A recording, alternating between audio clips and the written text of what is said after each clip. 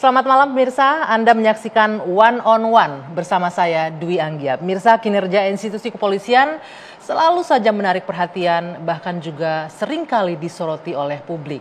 Dan tidak jarang banyak kasus-kasus yang melibatkan oknum aparat kepolisian berujung viral. Ini pun berdampak adanya ketidakpercayaan publik terhadap lembaga penegakan hukum tersebut. Bahkan sebuah lembaga survei internasional mengeluarkan rilis tingkat ketidakpercayaan publik terhadap lembaga kepolisian ada di angka 41%.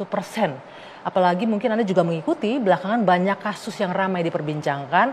Salah satunya adalah kasus dugaan pemerasan dan juga penyalahgunaan wewenang yang dilakukan oleh AKBP Bintoro, Kasat Reskrim dari Polres Jakarta Selatan. Lalu apa yang bisa dilakukan untuk menangani masalah ini dan apa pula upaya yang bisa dilakukan untuk mengembalikan marwah institusi Polri di mata publik? Saya akan berbincang dengan Komjen Pol Purnawirawan Ito Sumardi, Kabar Reskrim Polri periode 2009-2011. Selamat malam Pak Ito. Malam, pagi. Terima kasih Pak Ito sudah meluangkan waktunya malam hari ini. Sama-sama. One on One. Saya tahu nih Pak Ito jadwalnya padat dan juga sebelumnya kami mengucapkan turut berbelasungkawa atas berpulangnya Adinda ya Pak ya. Nah Pak Ito, ini kabar yang mungkin tidak mengenakan lagi-lagi menimpa institusi Polri. Mungkin Anda juga melihat, menyaksikan banyak kasus yang ramai diperbincangkan. Sebagai orang yang 35 tahun berada di dalam institusi Polri, bagaimana Anda melihat ini Pak Ito? Ya, pertama Mbak Anggi ya, Polri sepatutnya bersyukur karena masyarakat masih memberikan atensi meskipun negatif. Itu menunjukkan bahwa masyarakat masih peduli terhadap Polri. Ya, beda kalau misalnya masyarakat sudah cuek didiamkan saja, nah itu beda. Yang kedua tentunya peristiwa-peristiwa yang mencoreng nama Polri ini juga harus menjadi bahan masukan bagi Polri bahwa ada sesuatu yang harus didalami oleh Polri, mengapa ini bisa terjadi. Faktor penyebabnya itu harus didalami melalui pengkajian ya, dan secara terbuka. Yang ketiga, ini pun juga mungkin informasi buat Mbak Anggi bahwa saya pun juga selalu berkoordinasi, berkonsultasi dengan pihak Mabes Polri ya. Sampai sekarang ya? Sampai sekarang. Tapi ini intens ya komunikasi. Ya, setiap saya menyampaikan kepada Bapak Irwasum ya, Pak Profesor Dedi, itu beliau selalu merespon dan memberikan jawaban. Nah, ini pas banget nih Pak Ito. Apa respon pihak Polri dengan banyaknya sorotan publik? Ada oknum-oknum yang mencoreng nama Polri di sini. Dan itu bukan kaleng-kaleng juga kasusnya. Dugaan pemerasan sampai belasan M, bahkan 20 M lebih. Kemudian ada, kita tahu banyak kasus nih. Nanti kita akan coba bahas satu-satu. Tapi respon dari pihak polisian sendiri seperti apa? Beliau itu sangat positif ya, karena statusnya adalah sebagai Irwasum Polri ya. Kemudian juga saya baru tahu bahwa ternyata yang diviralkan itu juga ada beberapa macam, Mbak. Satu yang sifatnya hoax. Ada bahkan konten yang dibikin seolah-olah betul-betul polisi, padahal enggak. Yang kalau nggak salah kontennya lalu lintas nerima uang dari belakang. Itu sampai orang sengaja bikin seperti itu? Ya itu, ya mungkin ada orang iseng atau mungkin tidak seneng ya kita banyak. Yang kedua, ada yang memang masih didalami karena ternyata kasus itu terjadi tetapi dibesar-besarkan, di blow up. Ya, seperti kasusnya Bintoro ini terakhir AKBP itu sekarang masih didalami ya. Dengan sekian besar uang yang dikatakan diterima. Juga diterima, ya, betul. Kemudian ada lagi yang ketiga adalah yang di framing ya. Jadi berita itu sebetulnya tidak lengkap. Tetapi diunggah menjadi seolah-olah itu adalah berita yang benar. Contohnya misalnya Kapolda NTB ya. Jadi beliau itu Pak Tai Silitonga kan, beliau mengatakan sepotong dinaikkan sepotong, padahal ada lagi terusannya. Dan kalau kita melihat secara lengkap ternyata tidak sesuai dengan itu. Nah, ini menunjukkan bahwa masyarakat itu ada yang memang betul-betul cinta kepada polisi untuk memberi masukan, tapi ada juga masyarakat yang ingin menjatuhkan, ya. Ada juga masyarakat yang mungkin iseng gitu ya, menyampaikan agar polisi juga istilahnya institusi ini akan menjadi tercoreng ya, tapi ini semuanya adalah masukan yang bagus ya bagi polisi untuk bisa bagaimana berbenah ya. Sebelum Pak Ito kita masuk case by case, sebelum kita masuk lebih dalam nih kasus Bintoro dan lain-lain, ini juga saya juga ada hal yang menarik perhatian saya. Lembaga survei internasional yang saya bilang tadi, Ipsos menyebutkan ini angka ketidakpercayaan loh ini dari publik di tanah air itu 41%. itu hampir mendekati 50%. Artinya sebegitu besar rasa tidak percaya publik terhadap institusi penegakan hukum loh Pak itu. Mana lagi lembaga kita untuk meminta bantuan hukum dan lain-lain gitu. Ya. Kalau saya bicara masalah survei ya Mbak Anggi ya, itu tergantung daripada respondennya. Kita lihat lembaga survei internasional mengatakan 41%. Kemudian lembaga survei nasional, Litbang Kompas yang kredibel ya, yang kita bisa tahu bagaimana kredibilitasnya itu mengatakan bahwa angkanya itu justru 67%. Ini kan ada perbedaan. 67% untuk kepercayaan masyarakat kepada polisi ya. Okay. Meskipun agak menurun sedikit, tetapi 67% itu adalah rankingnya nomor 2 setelah TNI. Oke. Ya, jadi tanggal 24 Januari kemarin Pak Irwasum ya, yang beliau juga masih SDM, telah menyelenggarakan fokus group discussion tentang bagaimana kinerja Polri.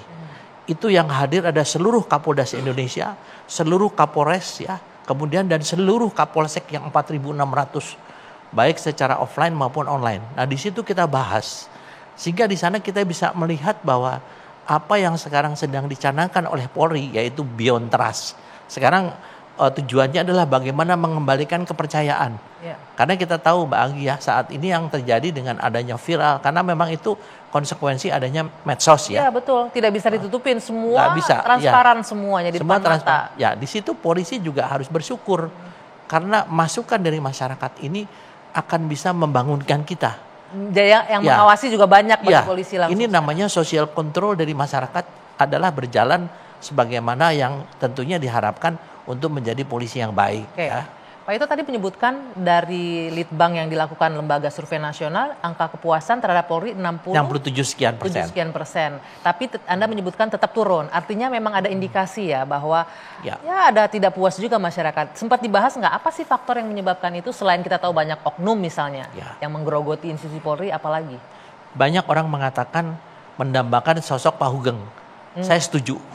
Dari segi bagaimana beliau mempunyai satu komitmen komitmen dan juga sifat yang betul-betul integritasnya sangat tinggi. Tapi kalau kita melihat daripada dinamika kehidupan masyarakat Mbak Anggi ya, itu tentunya jauh berbeda dengan dulu dengan sekarang. Ya.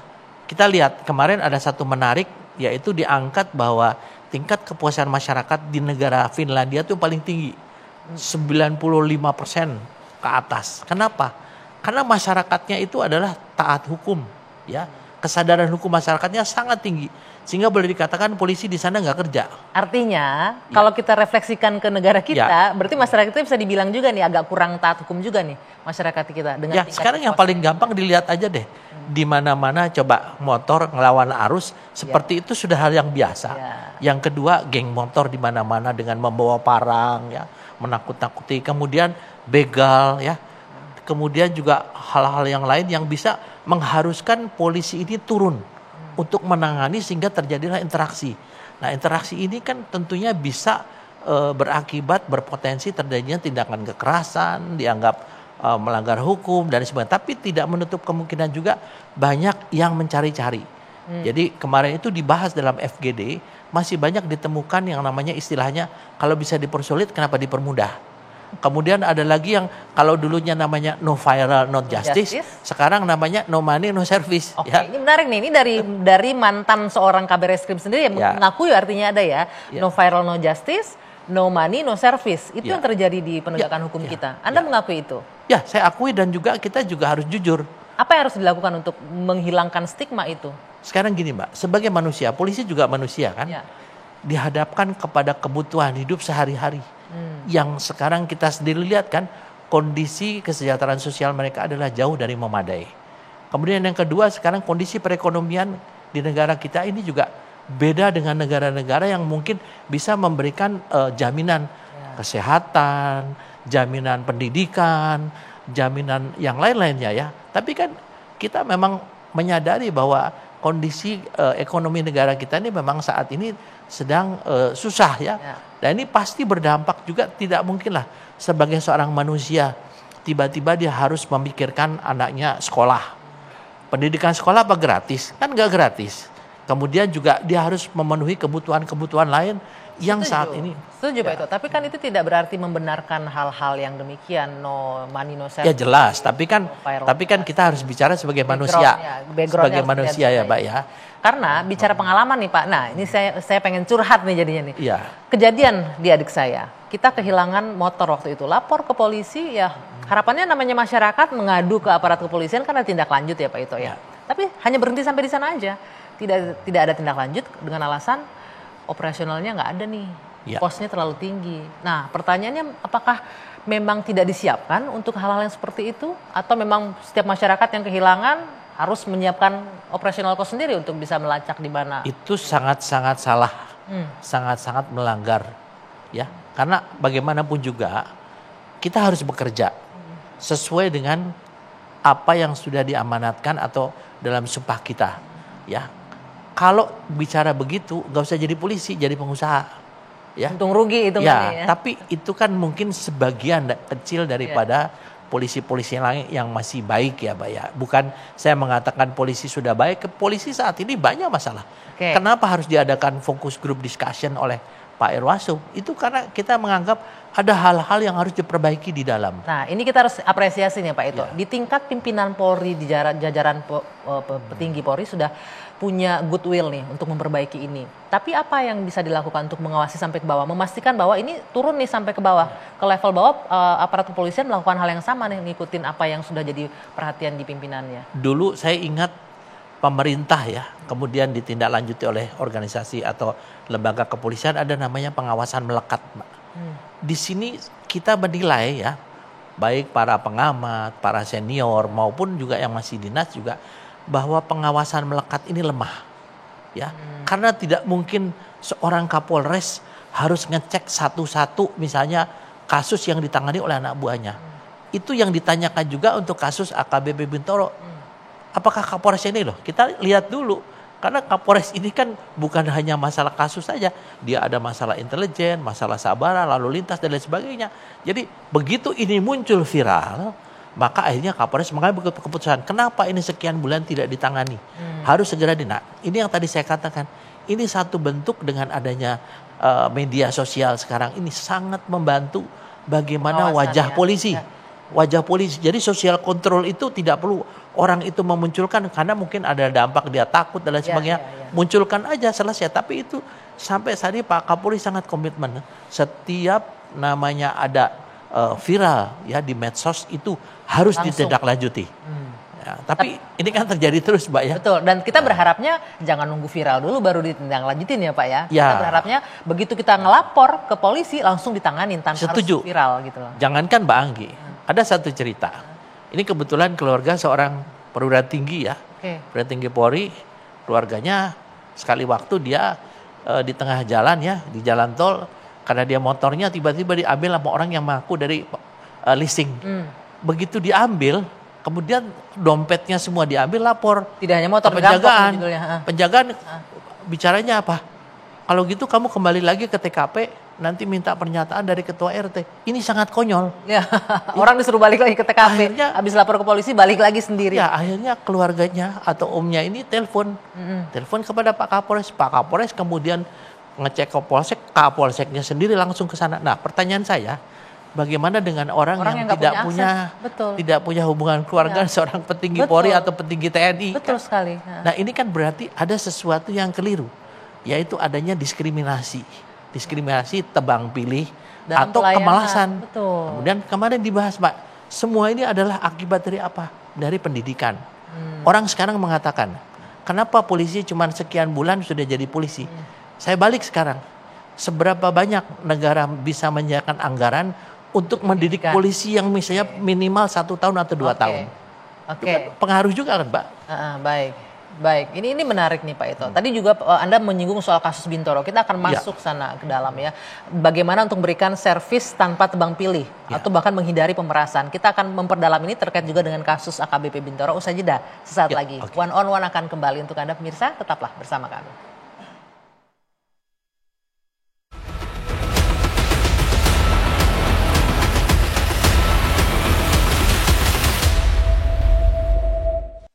Kita lanjutkan kembali One on One. Pak Ito, tadi menarik yang Anda sampaikan bahwa pendidikan Polri itu harusnya sampai mematangkan seseorang di level pematangan psikologisnya, pendidikannya, kemampuannya dan pengembangannya. Tapi pertanyaannya, benar tadi Anda bilang, mampu nggak negara menyekolahkan polisi satu orang dengan berapa lama? Itu ya. Jadi PR untuk SDM, kematangan psikologi seseorang sangat penting ketika mengemban tugas ini. Jadi dari kejadian-kejadian ini Mbak Anggi ya, tentunya kita harus menggunakan azas efektivitas dan efisiensi. Harus ada pengkajian lagi daripada bahan-bahan pelatihan atau ajaran yang diberikan khususnya di pendidikan pembentukan ya. Bagaimana membuat seseorang itu matang dalam berpikir, matang dalam bertindak, dan dia punya integritas. Ini paling penting. Kalau dia tidak punya integritas, selesailah. Dia gunakan dengan kekuasaan besar yang dimiliki, di mana rakyat tidak akan berdaya melawan kekuasaan yang dimiliki.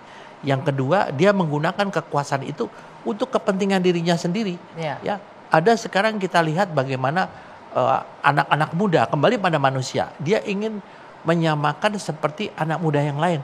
Padahal dia lupa bahwa sumpah jabatannya sebagai polisi, dia tuh harus mengabdi kepada masyarakat. Dia muncullah dengan penampilan yang wah, jadi yang sehingga hedon. Masyarakat mengatakan, dia kok hedon banget gitu ya. Tapi itu harus diakuin juga di sosial media sekarang tadi Pak Ito bilang kan semua terawasi, transparan, terbuka. Banyak juga yang tidak hanya polisinya juga, keluarganya juga ikut-ikutan dengan gaya hidup yang hedon ya. Ini diperhatikan nggak sih dari internal Polri sendiri? Iya. Ada tindak lanjut? Saya sangat tahu ya. Contohnya kalau muncul lagi viral, itu langsung Pak Kapolri ini memerintahkan kepada Kadif Propam, kepada Irwasum untuk melakukan tindakan. Sehingga saya kan tahu betul, saya orang dalam. Sekarang Mbak Anggi, banyak orang menanyakan pengamat kepolisian, pakar kepolisian. Tapi dia belum pernah merasakan jadi polisi. Bagaimana sebagai dia bisa langsung di dalam? Saya mengalami selama 35 tahun babak belur menjadi anggota polisi. Betapa saya harus memikirkan bagaimana anak buah saya setiap lebaran ya. Dia mendapatkan mungkin untuk sedikit sembako. Dari mana dapatnya. Kita nggak punya apa-apa. Nah disitulah yang namanya partisipasi masyarakat.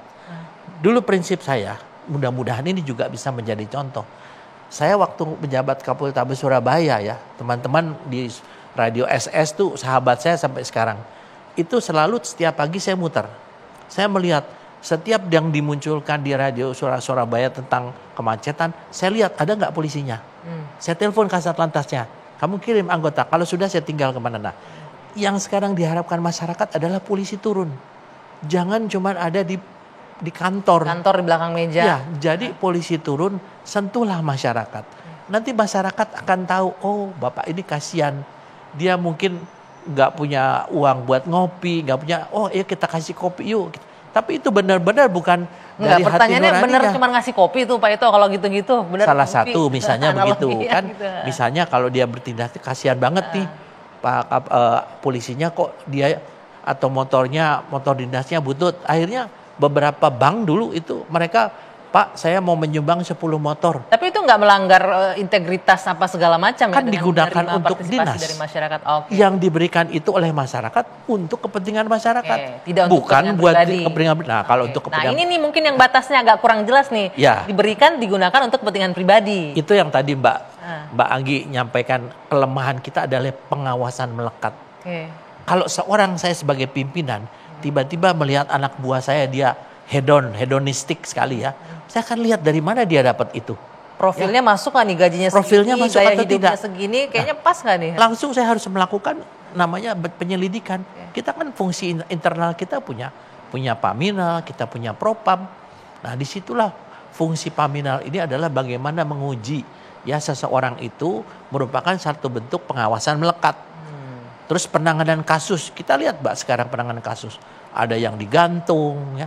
Ada yang tidak salah disalahkan. Mumpung Pak Ito sudah masuk ke penanganan kasus, ini saya langsung pengen masuk ke kasus Kasat Reskrim Polres Jakarta Selatan nih Pak Ito. Itu gimana ceritanya Pak Ito? Kabarnya apakah benar sampai 20M atau bahkan lebih? Dan apakah sampai di Kasat Reskrim saja atau sampai ke atas lagi tuh aliran uang, dugaan pemerasan? Ya, gitu? Saya jelas tidak bisa menjawab secara akurat. Karena saat ini kan sedang ditangani di Propam Polda Metro, diasistensi oleh Propam Mabes Polri.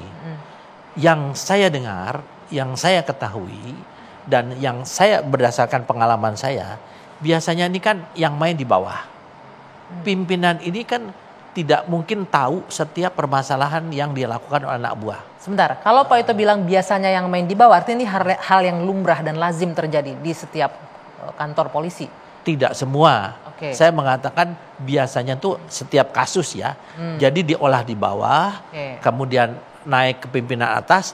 Yang di atas kemungkinan tidak tahu, kemungkinan tahu juga. Tapi kalau untuk kasus ini yang saya dengar terjadi kesimpang siuran kan. Pak Kapolda sudah memberikan rilis kan bahwa tidak 20M. Ternyata, nah ini juga pengalaman saya juga Mbak.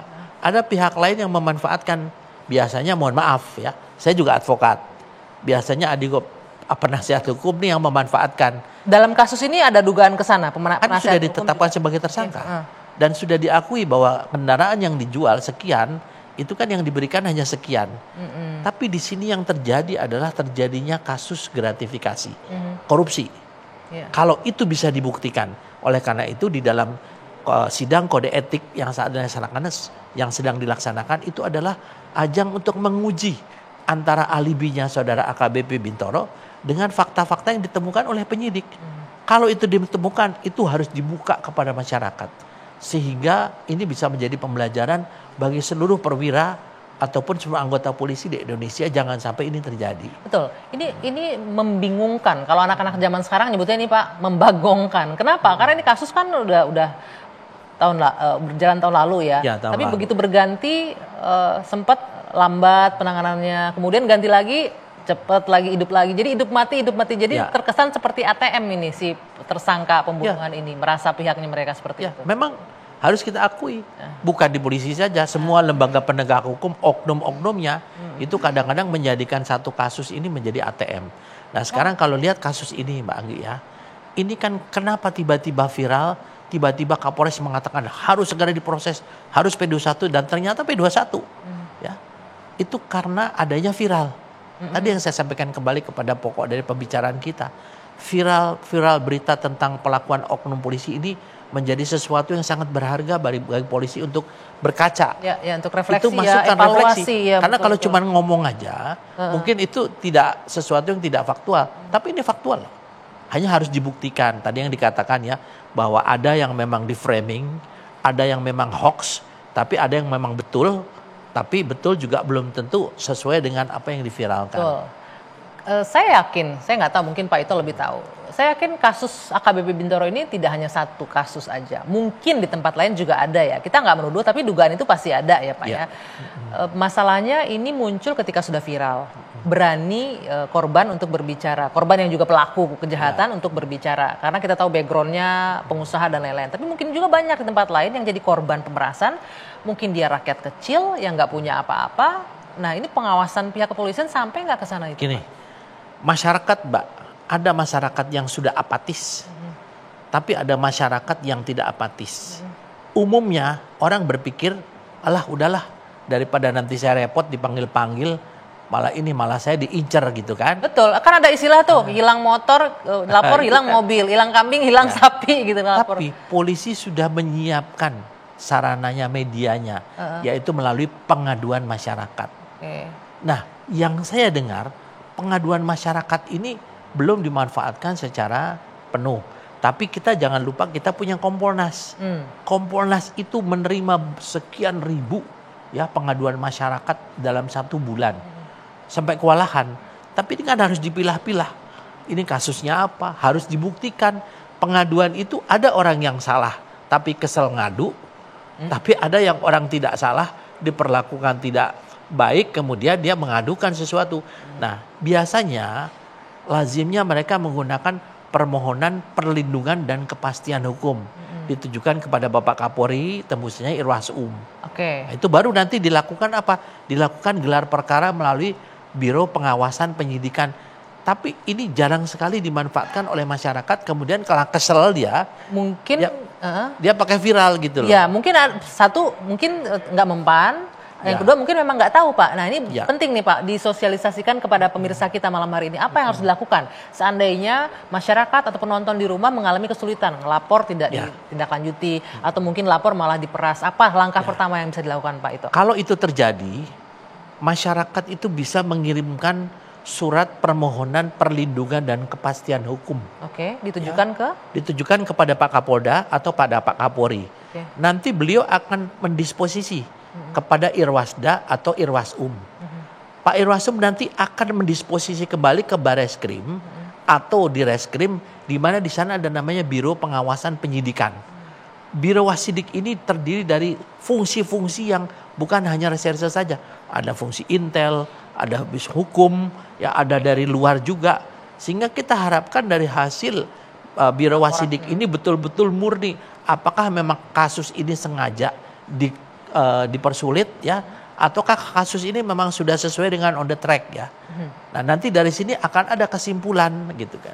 Bagi masyarakat ada jaminan nggak Pito kalau ini saya lapor ngadu aman nggak nih saya nantinya? Ya, kan ada kekhawatiran itu tuh pas itu. Kembali tadi. Malah makin sulit nanti kasus saya. Sejauh mana polisi bisa membuktikan laporan yang masyarakat itu ditindaklanjuti dan mendapatkan kepastian hukum. Kan ada perlindungan dan kepastian hukum. Ya. Sejauh mana polisi bisa membuktikan, ini yang dikatakan program Pak Kapolri sekarang adalah beyond trust. Kita tidak perlu harus ini. Yang ada sekarang Mbak, itu adalah tidak simpatik, betul, tidak hormat, tidak percaya. Ini yang harus dikikis melalui upaya-upaya sekarang. Yang paling penting sekarang ada yang harus dilakukan adalah di tingkat polsek. Karena polsek itu adalah garda terdepan. Yang langsung bersinggungan dengan masyarakat. Yang seperti saya cerita tadi. Satu polsek berbuat misalnya yang melanggar hukum, maka akan rusak lah. Ibaratnya karena nilai setitik rusak susu sebelanga. Nah itu yang sekarang mungkin terjadi adalah bagaimana ini di framing seolah-olah polisi ini jelek banget lah. Ya saya lihatlah dibuatlah namanya. Saya sebagai Purnawirawan Polri ya prihatin. Tapi juga saya juga tentunya ingin kepada Pak Kapolri ya. Itu dengan apa yang disebutkan Pak Kapolri presisi ini betul-betul harus kita cek sejauh mana anggota di bawah melaksanakan gitu ya. Nah ini juga satu kasus lagi nih Pak, yang kalau bisa dibilang mandek juga nih kayaknya nih, kasus penembakan yang terjadi di Semarang. Nanti kita akan bahas. Mungkin ini juga penting untuk mereka yang tengah berperkara sekarang di Semarang. Apa yang harus mereka lakukan agar kasus ini bisa diproses? Karena informasinya sampai tanggal 28 Januari kemarin belum ada perkembangan. Kita akan bahas ya Pak Ito ya. Usai jeda, One on One akan kembali sesaat lagi.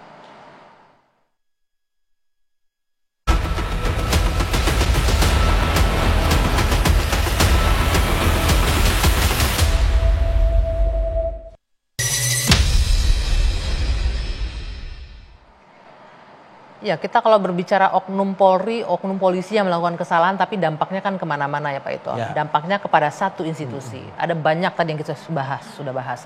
Nah berikutnya yang ingin saya tanyakan adalah, ini bagaimana komitmen Polri memberikan layanan kepada publik, kepada masyarakat. Ada contoh kasus yang di Semarang, penembakan yang terjadi November tahun lalu. Sampai saat ini tuh masih mandek loh itu kasusnya.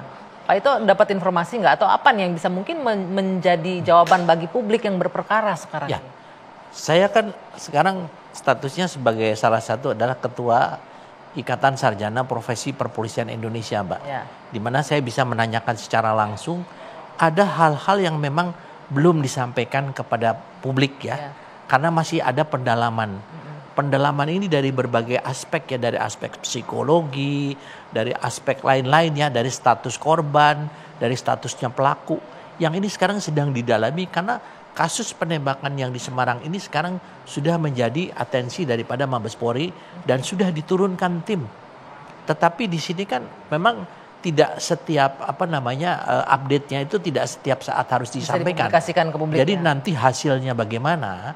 Seperti contohnya kasus AKBP Bintoro. Kan kita tidak tahu yang sebetulnya kejadian, dia nerima nggak sih? Dia berapa sih? Dia kan melakukan satu alibi, yaitu menyampaikan melalui media bahwa dia tidak merasa dan sebagainya. Itu kan harus dibuktikan. Jadi kita tidak bisa namanya menjudge seseorang. Kan kalau di dalam pidana ada namanya azas praduga tak bersalah. Tentunya orang tuh punya hak juga untuk membela diri. Nah ini nanti akan dilihat apakah pembelaannya diri ini sesuai dengan norma yang berlaku atau tidak. Kalau tidak ada sanksi. Sanksinya apa? Kode etik. Nah, itu sekarang yang di Semarang itu Mbak tetap berjalan. Apalagi ini kan keluarga korban merasa gini loh Pak Ito, butuh untuk memulihkan nama baik anggota keluarga mereka yang sudah meninggal. Kan dituding sebagai gangster yang melawan polisi dan lain-lain. Mereka butuh untuk memulihkan nama keluarganya. Gitu. Tapi kan kita lihat apakah itu memang contohnya kasus Vina. Kan saya terlibat langsung. Di sana beberapa kan, kali kita jadi narasumber di dua. Jadi kan kita lihat sekarang kan istilahnya contohnya PK-nya ditolak. Ya. Meskipun ada keinginan kuat bahwa itu bukan kasus pembunuhan, itu kasus kecelakaan lalu lintas. Tapi kan pada akhirnya fakta juga yang bicara. Fakta hukum yang akan membuktikan. Fakta hukum yang bicarakan. Orang boleh berpendapat apa tapi kan orang itu kan punya dasar untuk memberikan satu keputusan ya, seperti contohnya tadi, bagaimana kepastian hukum yang kasus penembakan di Semarang, bagaimana kepastian hukum tentang kasus yang melibatkan AKBP Bintoro. Ya. Kita semua tidak bisa namanya menjudge ya, menyalahkan dengan versi kita. Ya.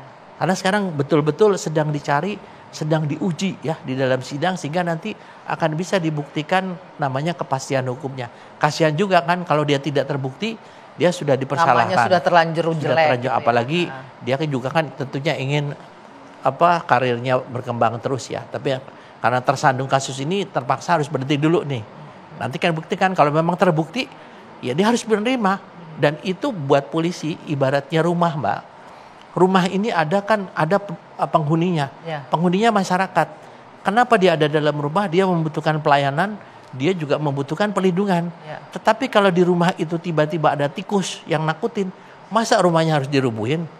Tikusnya lah dikeluarkan kan. Kalau rumahnya dibersihin. Ya, kalau misalnya ada yang rusak, apakah masih bisa diperbaiki atau tidak? Ya, bagian rumah itu. Kalau tidak, ya kita buang, kita ganti yang baru. Berbicara tikus di rumah, Pak Ito, ini tikusnya udah kebangetan kalau kita publik menilai ya. Karena tadi yang disebut Pak Ito cuma 2 tuh. Kasus Bintoro, kemudian yang penembakan di Semarang. Yang paling rame kemarin dugaan pemerasan warga negara Malaysia di konser musik Jakarta Warehouse Project itu. Itu juga seperti apa? Itu sudah faktual ya kalau kita bicara faktual. Fakta hukum yang berbicara. Tuh.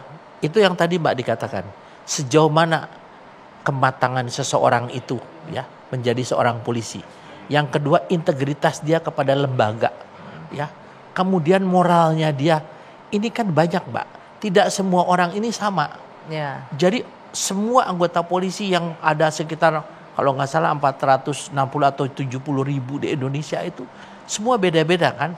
Nah, tapi di dalam ini ada namanya oknum yang dia tidak pantas menjadi anggota polisi. Ya. Nah tadi kan kalau ibaratnya rumah, kalau ada bagian rusak ini sudah tidak bisa diperbaiki, buang, ganti yang baru.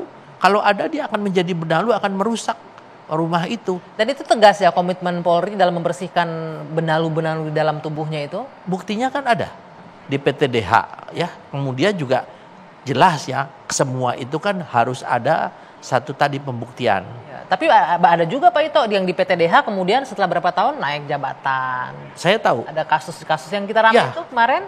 Kan orang tidak paham bagaimana itu kasus berjalan. Orang itu dalam PTDH itu juga akan dinilai, Mbak. Ini kan berjalan terus tidak berhenti. Berarti ada kemungkinan karirnya tetap akan berjalan dan dia akan dihukum. Dia sudah dihukum namanya demosi. Kalau demosi itu dianggap tadi kalau bagian rumah itu masih bisa diperbaiki. Tapi dia akan terlambat dibandingkan teman-temannya lain. Bukan berarti tidak sama sekali bisa naik ya. Oh tidak, bisa naik, cuman waktunya lebih lama. Tidak, waktunya lebih lama. Jadi kan di dalam kode etik itu ada yang teguran, ada yang demosi, ada yang PTDH sehingga harus menjalankan proses pidana. Nah kalau sudah proses pidana masa mau balik lagi jadi polisi?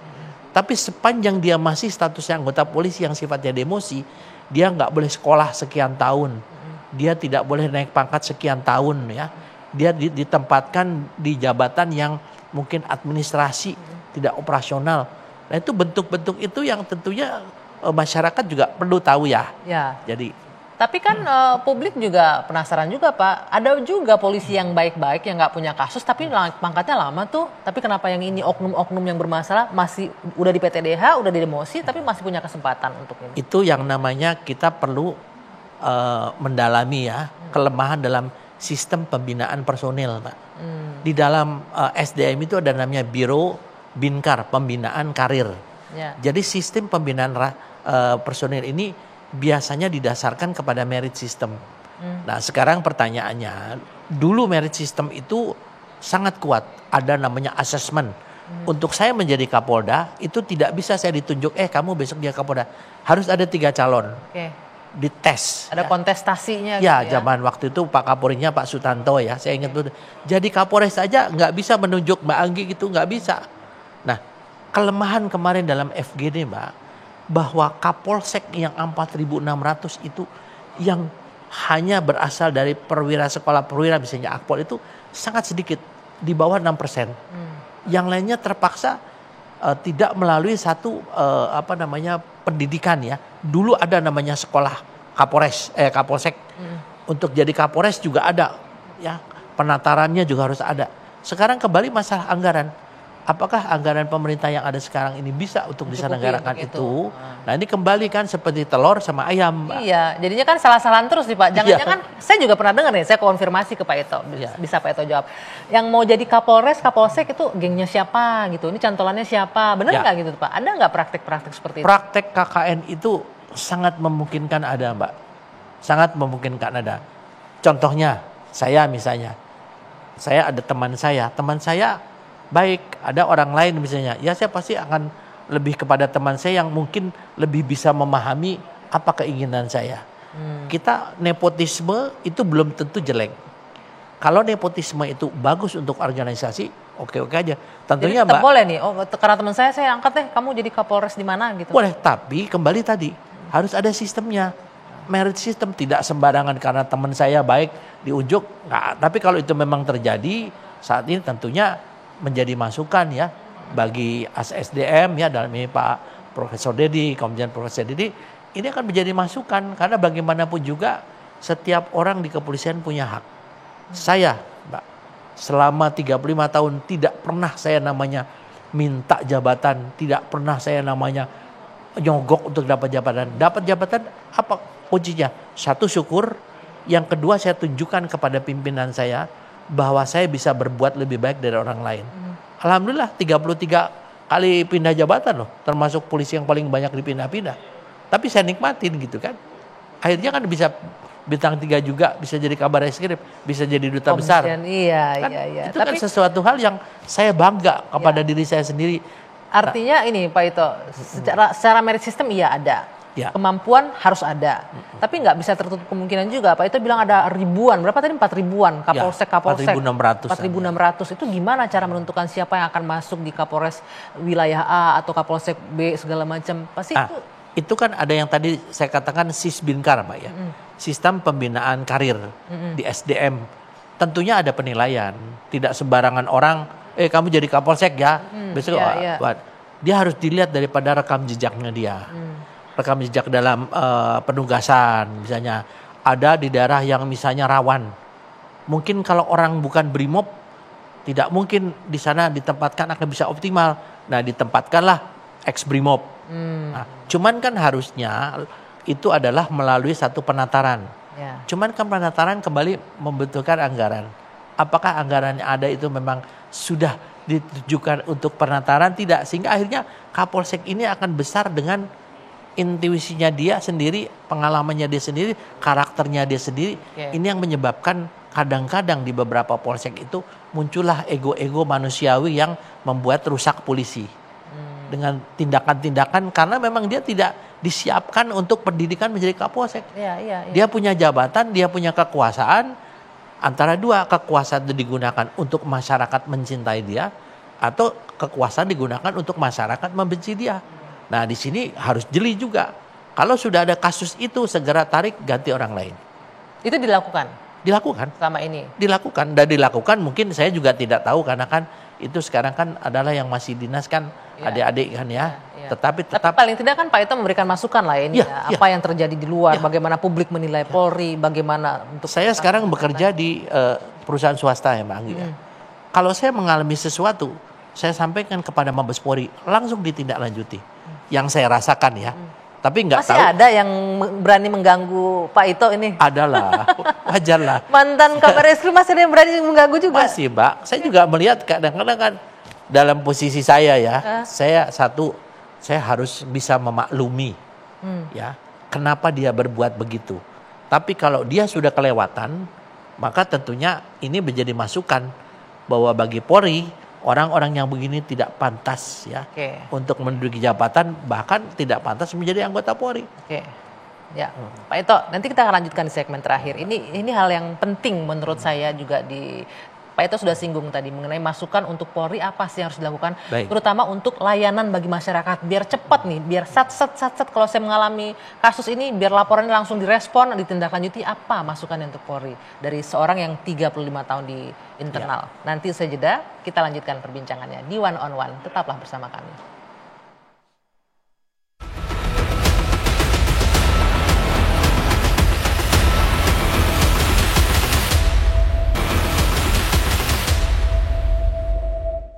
Ya, kita sampai di bagian akhir nih Pak Ito.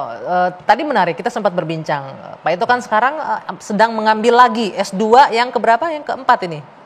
S2-nya keempat. Yang keempat. Ya. Mengenai apa tadi? Mengenai manajemen informatika khusus untuk AI dan cyber security. Ini sekarang kan semua serba AI. Kemarin kita tahu nih, betul. Polda Metro Jaya di Lantas kemarin juga mensosialisasikan ETLE berbasis AI.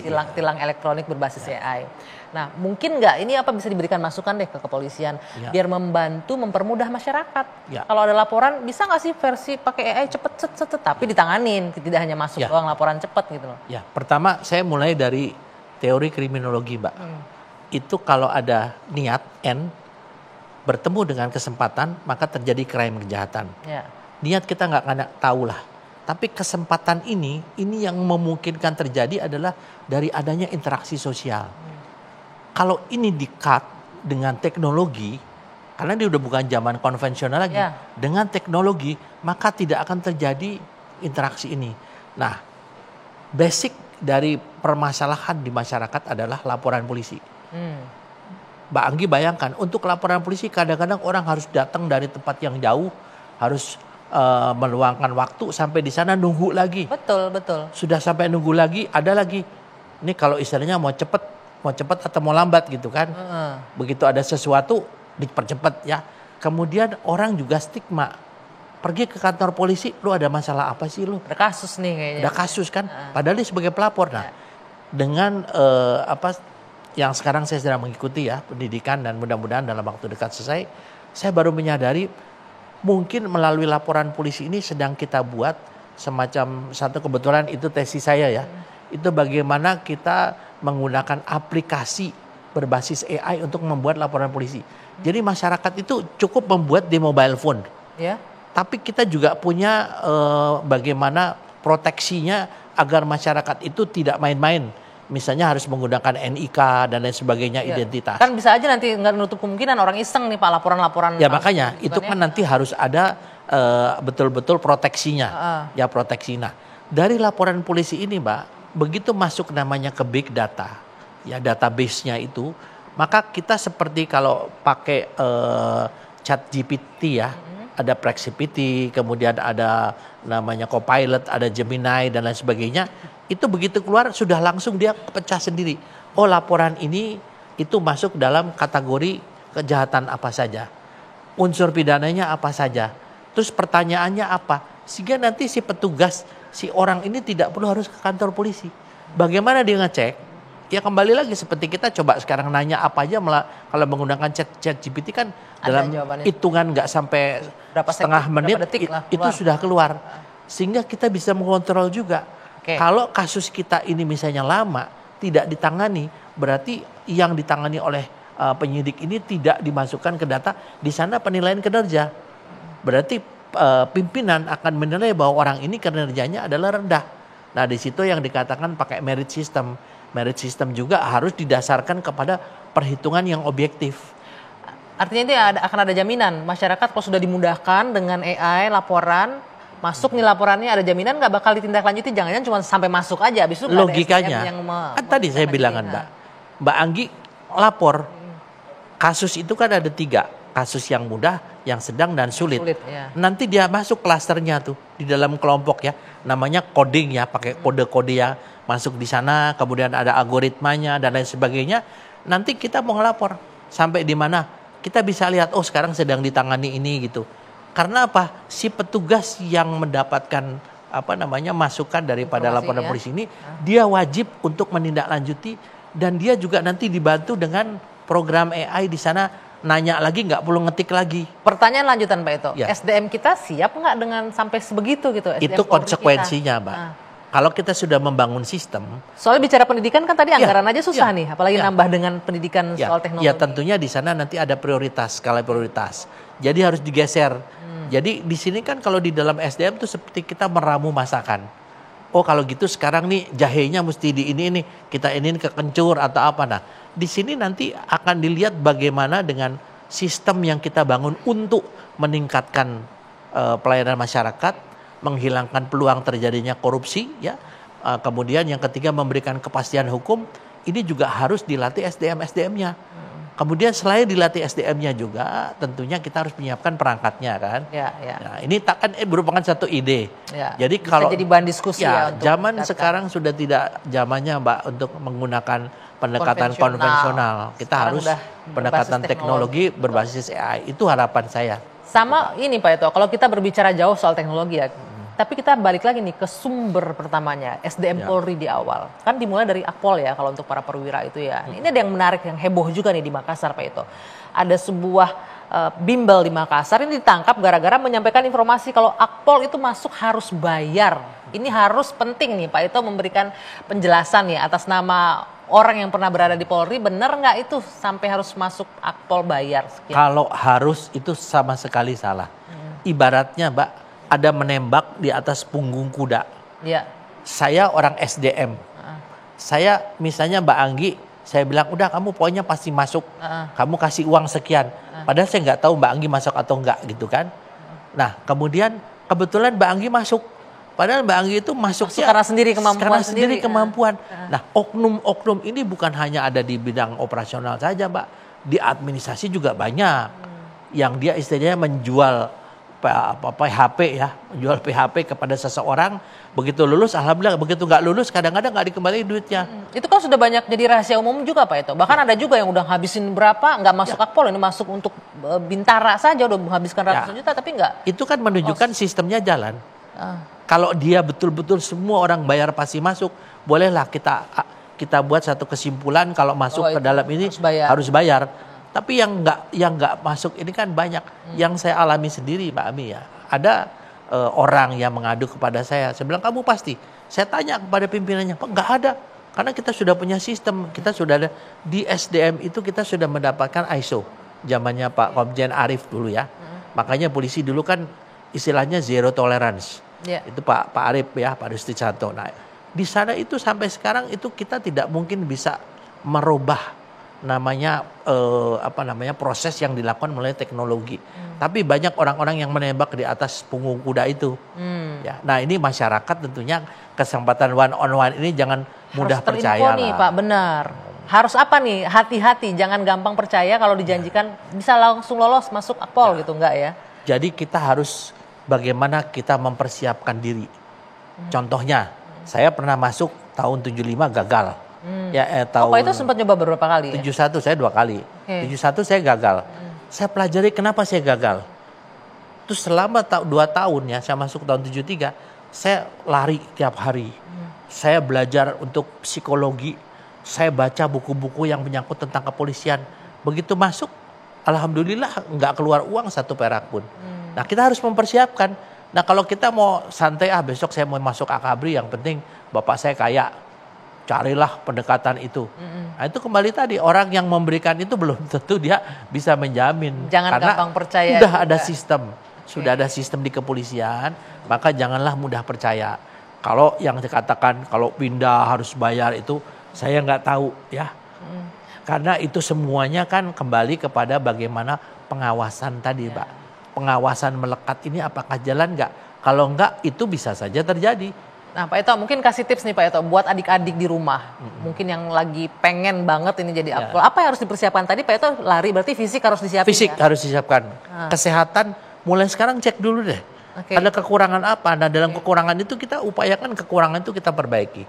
Yang ketiga adalah psikotes. Banyak sekarang lembaga-lembaga atau tempat-tempat kursus ya untuk menyiapkan orang bisa siap dalam psikotes. Yang ketiga pengetahuan dia mau masuk apa? Masuk TNI, belajarlah tentang masalah TNI. Atau masuk polisi, belajarlah tentang polisi. Apakah misalnya Tribrata, Catur Prastia, bagaimana organisasi Polri dan lain sebagainya, fungsi-fungsi Polri. Karena ini nanti akan keluar pertanyaan. Kalau kita sudah siap, insya Allah dia akan masuk dengan mulus. Nah, fisik bukan berarti kita harus nge-gym, menyiapkan badan gitu, nggak harus. Malah nggak masuk lebih ke malah nggak masuk gitu ya. Jadi yang udah bodybuilding orang yang sudah lolos. jadi itu biasanya nggak masuk. Kenapa? Kan di polisi ini namanya pendidikan pembentukan. Ya. Pembentukan itu pembentukan jiwa, pembentukan mental, pembentukan fisik. Fisik itu dibentuk di dalam pendidikan. Jadi makanya seragam semua tuh badannya kalau akpol ya. Kalau kita yang namanya bodybuilder masuk sana, ya selesailah, nggak bakal masuk lah istilahnya. Itu pengalaman saya. Nah, itu jangan salah persepsi ya. Jaga fisik bukan berarti harus badannya bulky gitu, enggak. Yang penting endurance, kekuatan fisiknya ya. Oke. Pak Ito, terima kasih sekali atas waktunya. Makasih, Mbak. Seperti yang perbincangan kita di awal, bentuk sayang publik ke Polri adalah dengan mengkritisi. Ya. Dengan viral, dengan segala macam, artinya publik ingin polisi refleksi, mengevaluasi diri, dan memberikan pelayanan terbaik untuk masyarakat. Kita berharap marwah Polri tetap terjaga dan pelayanan kepada publik tetap diberikan yang terbaik. Terima kasih Pak Ito atas waktunya. Makasih, Mbak. Demikian One on One bersama saya Dwi Anggia. Kita jumpa lagi pemirsa dengan One on One di pekan depan. Sampai jumpa.